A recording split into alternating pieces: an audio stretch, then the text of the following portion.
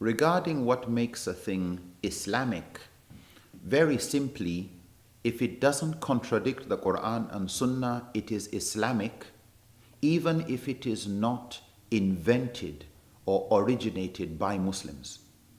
The term Islamic is actually quite problematic from the perspective of Islamic jurisprudence because it seems to classify things into just two.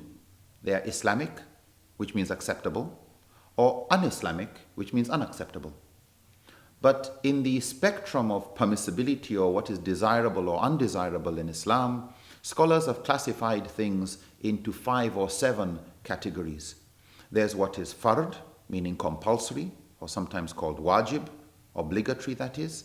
There's what is mustahab, encouraged. There's what is permissible, neither encouraged nor discouraged, or mubah. There's what is discouraged but tolerated, called makruh. And there's what is prohibited, called haram. In the Hanafi jurisprudential method, they distinguish between makruh and haram by adding a category of makruh tahrimi, which is a form of a prohibition but not as serious or as explicitly clear and certain as a prohibition, but of greater importance than just makruh, which is tolerated. And also they distinguish between fard and wajib, one being obligatory and certain, wajib also meaning you should do it, but not with the level of certainty as an obligation. So from the Islamic jurisprudential point of view, you've got a whole spectrum of things.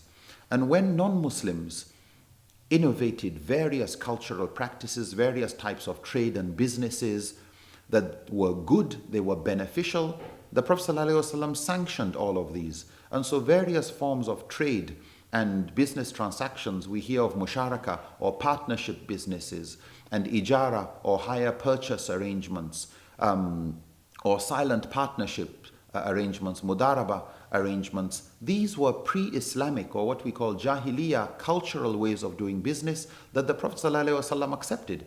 So when we say are they Islamic or un-Islamic, because they didn't contradict any of the objectives or clear teachings of Islam, they were Islamically acceptable. And so would Western architecture, traditional architecture, Eastern architecture, designs, dressing, various practices and cultural expressions that did not contradict were Islamically acceptable. Even though when we now talk of Islamic finance, Islamic culture, Islamic dress, we're usually meaning Arab or Turkish or Pakistani. But in reality, from the Islamic point of view of the Quran and the Sunnah, what is halal is what does not contradict the teachings. So in that sense, anything that is good is Islamically accepted, whether it is teaching arithmetic or maths, whether it is chemistry, whether it is medicine, so long as it brings benefit and doesn't contradict any of the sources of the Quran and the Sunnah or the objectives of Sharia, it is Islamic in that sense.